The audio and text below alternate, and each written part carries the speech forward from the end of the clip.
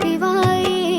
പരനോട് ദുഃഖമിറക്കി പലതാളിൽ പതിമാക്ക തന്നിലുറക്കി പലരോടും എത്താനായി ചോദ്യമൊരുക്കി പഞ്ചാര മദ്ഹിൽ ഞാൻ വ്യതകളൊതുക്കി കരടാലെ കണ്ണിൽ തിമിരം സ്ഥിരമായി കരയാനായി കൽബിൽ